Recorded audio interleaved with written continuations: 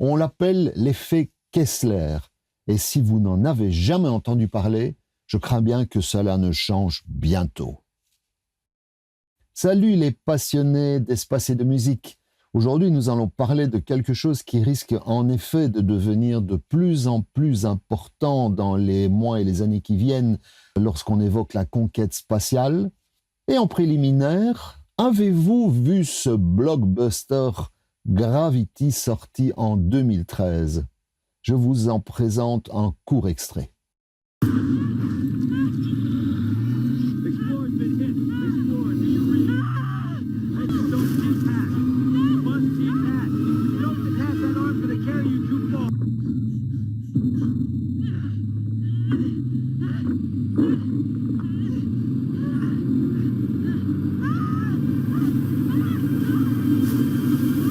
On y découvre une réaction en chaîne. Quand les débris d'une station spatiale ayant explosé dans l'espace provoquent à leur tour la destruction d'autres satellites.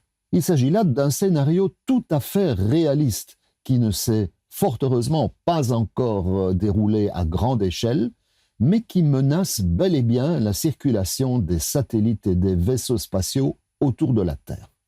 Dénommé effet Kessler ou syndrome de Kessler, pour citer Wikipédia, il s'agit d'un scénario envisagé dès 1978 par le consultant de la NASA Donald J. Kessler, dans lequel le volume des débris spatiaux en orbite basse dû à la pollution spatiale atteint un seuil au-dessus duquel les objets en orbite sont fréquemment heurtés par des débris et se brisent à leur tour en plusieurs morceaux, augmentant du même coup et de façon exponentielle le nombre des débris et la probabilité des impacts.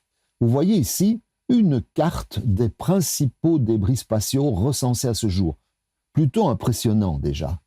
À ce point de vue-là, Mr. Elon Musk a parfaitement raison quand il développe des lanceurs réutilisables, réduisant d'autant la pollution spatiale qui n'a eu de cesse d'augmenter depuis les premiers jours de la conquête de l'espace.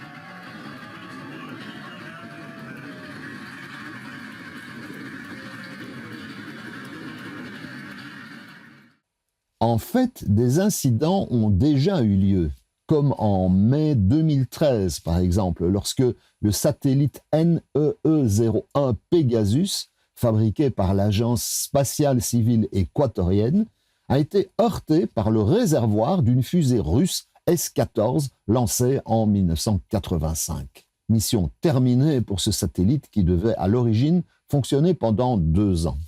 Je peux vous montrer comme autre exemple les dégâts occasionnés à un des panneaux solaires du télescope Hubble par ces micro-collisions avec des débris spatiaux. Le panneau a dû être remplacé et ramené sur Terre.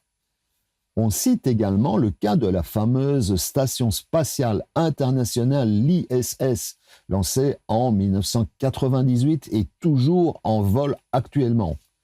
Eh bien, l'ISS a dû ces derniers temps effectuer régulièrement des manœuvres d'évitement très coûteuses, 8 à 10 par an, selon Anne Hennesland, physicienne au laboratoire de physique des plasmas à l'École polytechnique en France. Et tout cela pour éviter des collisions avec des débris spatiaux. Encore plus alarmant, un article paru sur le blog France Post en mars 2023 explique que, je cite, « Depuis 1999, l'ISS a en effet évité des obstacles seulement 32 fois. Néanmoins, le phénomène est en forte augmentation dans la mesure où la moitié de ces événements ont eu lieu entre 2021 et aujourd'hui. La figure suivante montre en effet l'augmentation du nombre de déchets spatiaux recensés au cours du temps. On peut notamment distinguer quelques moments cruciaux, comme en 2007, après une collision non accidentelle cette fois, entre un missile anti-satellite chinois et le Penguin 1C, et oui, les Chinois préparent la guerre des étoiles, provoquant la création immédiate de quelques 2300 débris de taille observable dans l'orbite terrestre basse. À titre de comparaison, en 1963, on comptait 616 objets envoyés par l'homme dans l'espace, et il en restait 338 en orbite 30 ans plus tard. Ces objets, en effet, finissent normalement par perdre de l'altitude et se désintègrent lors de leur rentrée dans l'atmosphère terrestre. Ça, c'est le scénario classique.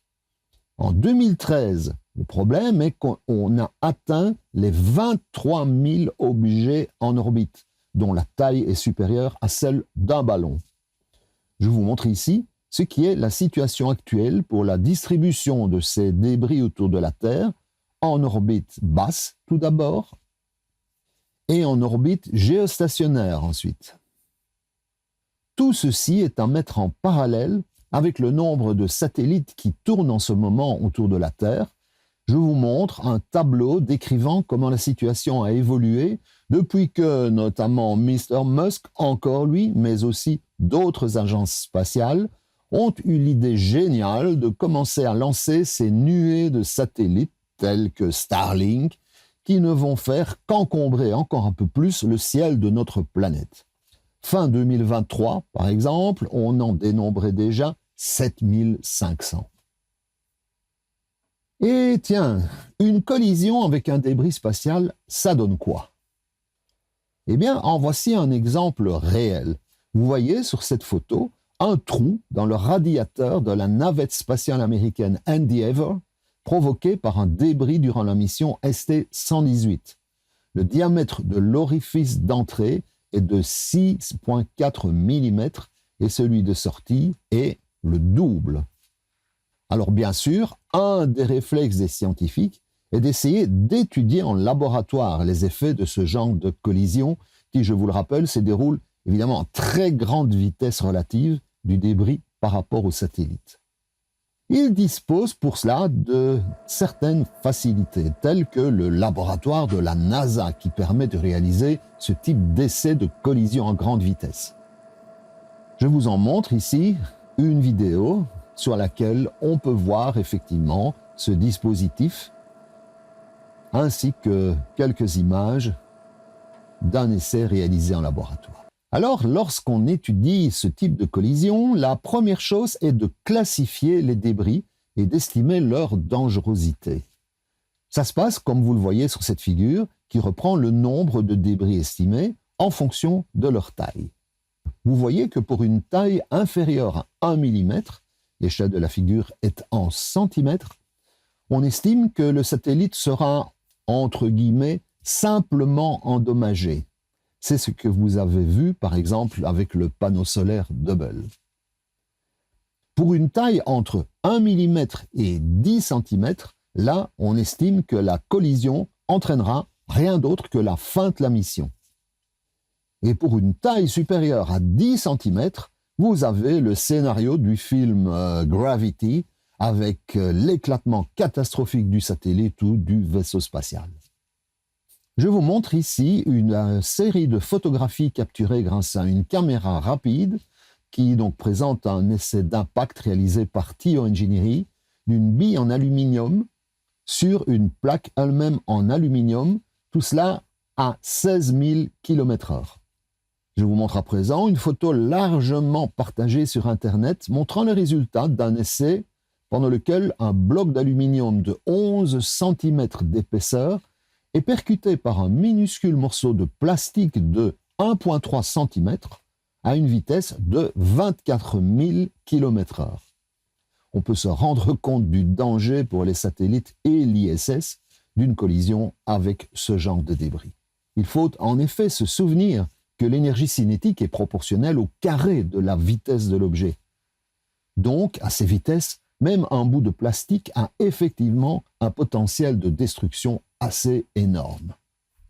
Le problème est que la destruction naturelle de ces déchets se consumant lors de leur entrée dans l'atmosphère, elle peut prendre jusqu'à 30 ans. Bien trop long vu la fréquence actuelle des lancements. En ce qui concerne l'évolution du nombre de satellites dans l'espace, rien que le projet de Mr. Musk, dont le but, je vous le rappelle, est la couverture de la Terre entière pour fournir un réseau Internet, eh bien, ce projet aura comme conséquence le lancement d'une douzaine de milliers de satellites placés sur une orbite basse et non géostationnaire, entre 360 et 614 km d'altitude. Il s'agit là de l'objectif pour 2025. L'objectif à terme serait en fait de plus de 42 000 satellites. Vous avez dit mégalo? La gêne va être tellement grande qu'elle ira jusqu'à perturber les observations des télescopes terrestres, gênés par la pollution lumineuse entraînée par cette population de satellites. Alors, on fait quoi? Bien entendu, la toute première conséquence de tout ceci a été le suivi des débris spatiaux, en tout cas de ceux présentant une taille suffisante, ainsi que le renforcement des véhicules spatiaux et satellites afin de les protéger en cas de collision. C'est ainsi que, par exemple, l'ISS, elle est pourvue non pas de double, non pas de triple, mais bien de quadruple vitrage, ce qui ne l'empêche pas de souffrir de temps en temps lorsqu'un microdébris a la mauvaise idée de croiser sa trajectoire, comme vous le voyez sur cette authentique photo prise par un astronaute de l'intérieur de la station et montrant un impact sur une des vitres de l'ISS.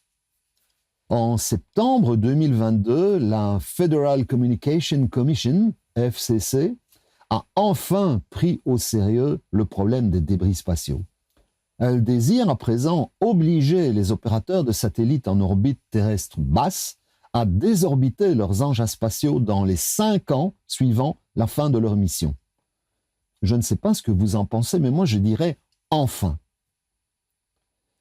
Voyons au bout de tout cela le bon côté des choses dans le fait que toute cette histoire pourrait très bien contribuer à créer une nouvelle industrie de nettoyage des abords de la Terre. Et dans ce domaine, l'imagination des chercheurs est déjà au travail.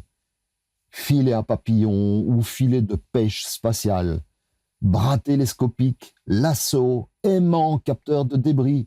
Les projets qui voient le jour défient l'imagination au point que plusieurs technologies ont d'ores et déjà été testées par les différentes agences spatiales.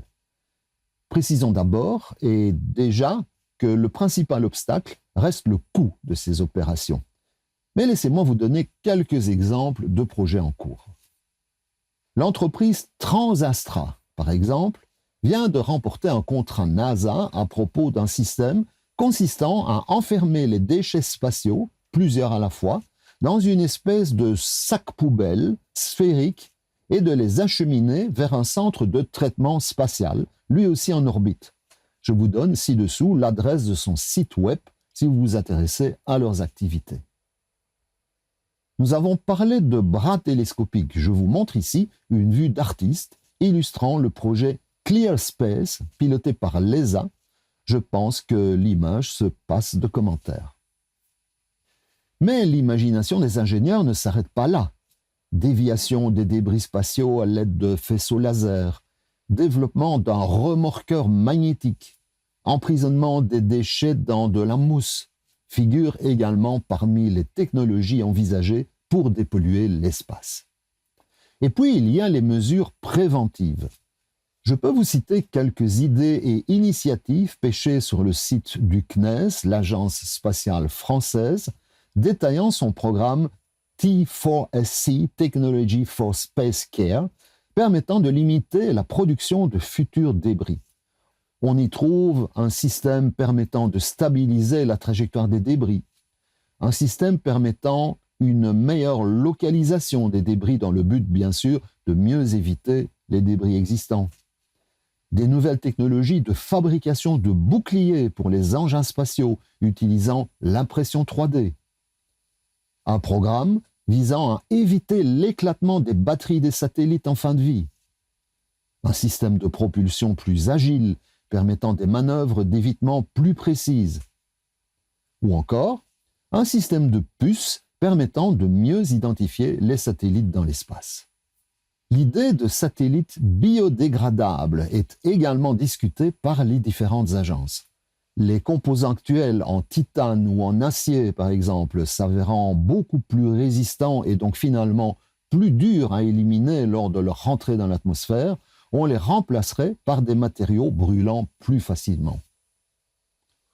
Reste la grande question. Qui va payer pour dépolluer l'espace? L'adage pollueur-payeur est loin de pouvoir s'appliquer à ce contexte. Et je ne vous parle même pas des enjeux politiques.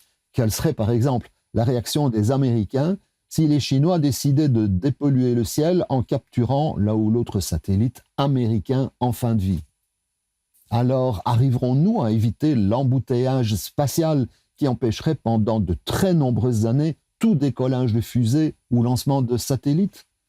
En attendant la réponse à cette question, on ne peut que constater un nouvel exemple que l'homme se révèle incapable de gérer les ressources que Mère Nature a mis à sa disposition. Et ça, ce n'est malheureusement rien de nouveau. Si la partie scientifique de cette vidéo vous a plu, vous pouvez d'ores et déjà nous adresser le petit pouce bleu, ce qui nous aide évidemment beaucoup dans le cadre du développement de la chaîne. Mais de toute manière, il est temps de repasser dans le domaine musical. Et quel thème allons-nous y aborder? Vous ne serez pas surpris si, après l'effet Kessler, le thème en soit les effets en musique. Quand on parle d'effets, je suppose que la majorité d'entre vous visualise directement le guitariste de rock et son impressionnant pédalier lui donnant accès à une librairie d'effets tous plus spectaculaires les uns que les autres. Mais croyez-moi, on n'a pas attendu la musique rock pour insérer dans la musique ce que l'on peut effectivement qualifier d'effets. Et nous en voulons pour preuve le monde de la musique classique, et oui, que nous abordons en premier lieu. Bien sûr, pas de pédale de réverbération au pied du violoniste d'un orchestre symphonique. Dans ce monde-ci, les effets sont le résultat de la dextérité de l'instrumentiste, de la dynamique de ses gestes, de l'agilité de ses doigts. Prenons justement l'exemple du violon. Le jeu que nous qualifierons de plat ou sans effet spécial s'appelle legato. Le violoniste frotte son archet de manière aussi continue que possible sur les cordes de son instrument, générant des notes fluides où ne se distingue ni poussée ni tirée, selon le mouvement de l'archet.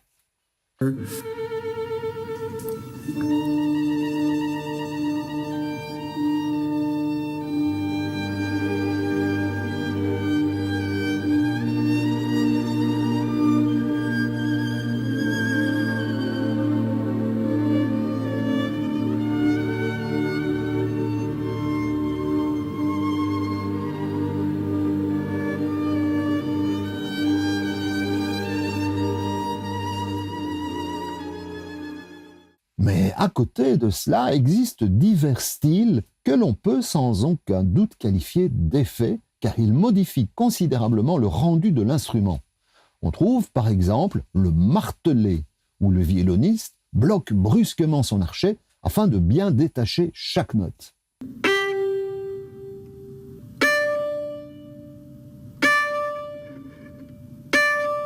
On trouve également le ricochet, où le violoniste laisse rebondir son archet sur ses cordes. Et on pourrait donner de nombreux autres exemples, comme le staccato ou les notes piquées, etc., etc. De la même manière, au piano, le musicien dispose aussi d'une palette d'effets qu'il peut utiliser afin de colorer son interprétation. Avec en tout premier lieu, bien entendu, là, les pédales permettant d'étouffer ou au contraire de laisser sonner longtemps les notes jouées. Un peu finalement comme une pédale de réverbération pour un guitariste rock.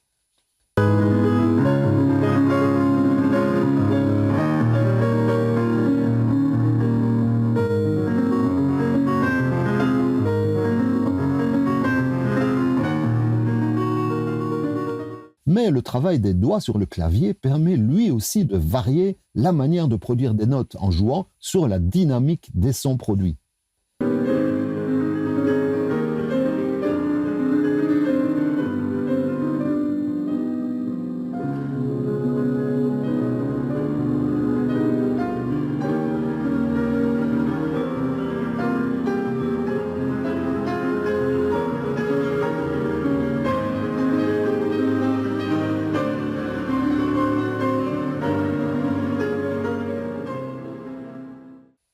Prenons à présent l'orchestre symphonique dans son ensemble. Là aussi, le chef d'orchestre dispose de moyens lui permettant de réaliser divers effets sonores. Le premier étant la manière dont il dispose les instruments face à lui et au public. Cette disposition a d'ailleurs évolué au fil du temps, les différentes époques recherchant un effet d'ensemble différent, si l'on pense par exemple au baroque comparativement à l'époque classique romantique. Le site de l'Orchestre Philharmonique de Paris, par exemple, explique « Dans les orchestres modernes, les chefs et les compositeurs prennent des libertés. On peut placer des instruments très sonores comme les timbales ou des cuivres au premier rang pour obtenir certains effets, comme par exemple dans la deuxième symphonie de Dutilleux.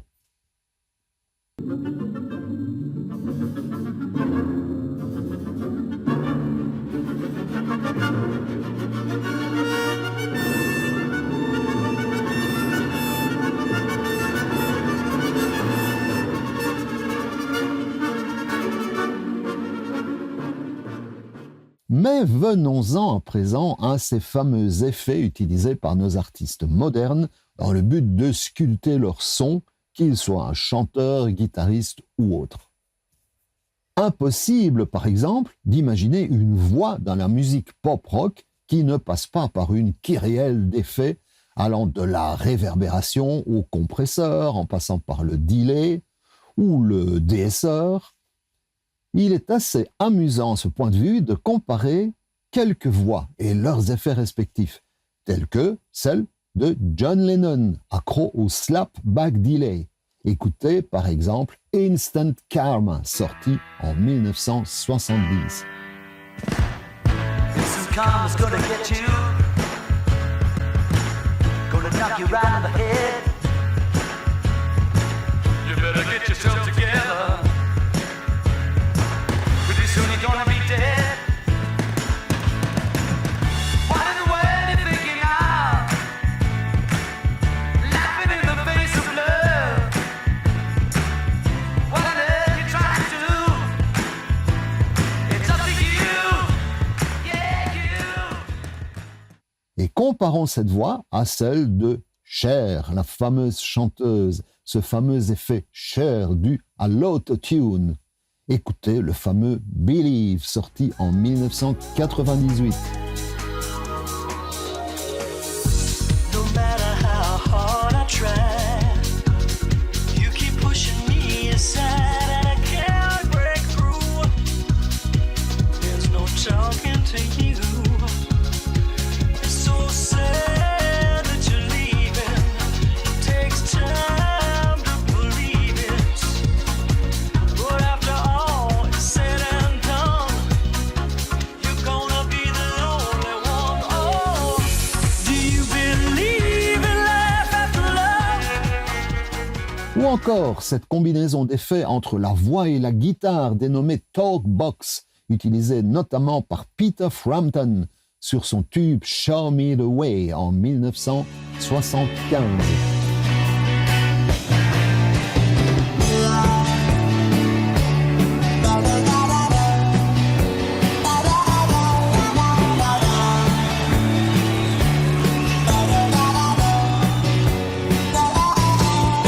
I wonder how you're feeling. There's ringing in my ears. En parlant guitare, un des musiciens les plus innovants en termes d'effets fut incontestablement Jimi Hendrix. Écoutez donc son utilisation de la wah-wah dans l'introduction de son fameux Voodoo Child, sorti en 1968, ressorti en single en 1970 après la mort de l'artiste.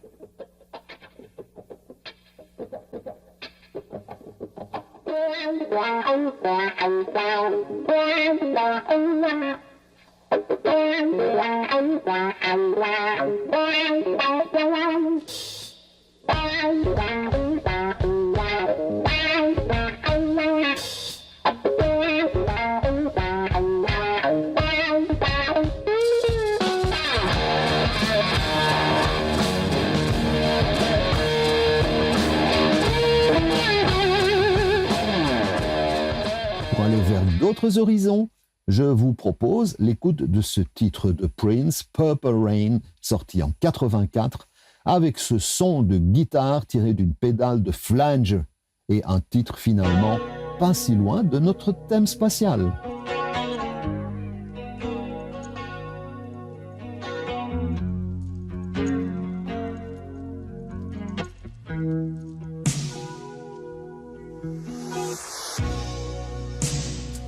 I never meant to call you when you sorrow.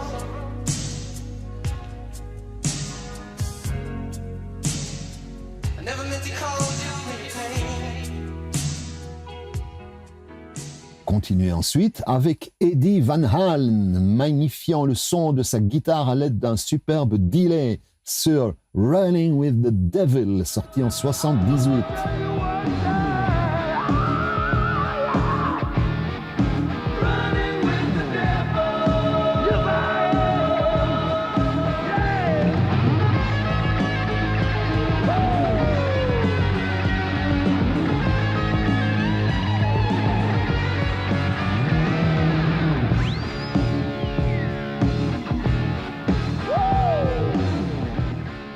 Et enfin, savourez la pédale, l'effet Fuse du riff incontournable des Rolling Stones sur Satisfaction en 1965.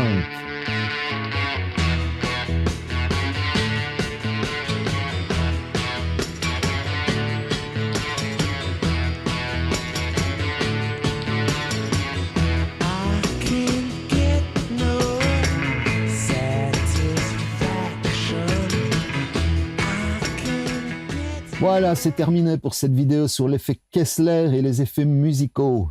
La vidéo vous a plu, n'oubliez pas de nous laisser le petit pouce bleu et puis tant que vous y êtes, à vous abonner si vous voulez être tenu au courant des nouvelles publications de la chaîne. J'attends également vos commentaires sur cette pollution spatiale. Si quelqu'un parmi vous, on ne sait jamais, a une très bonne idée à suggérer à l'ESA, à la NASA, on se fera un plaisir de la lui transmettre. En attendant, je vous dis à bientôt pour d'autres aventures spatio-musicales.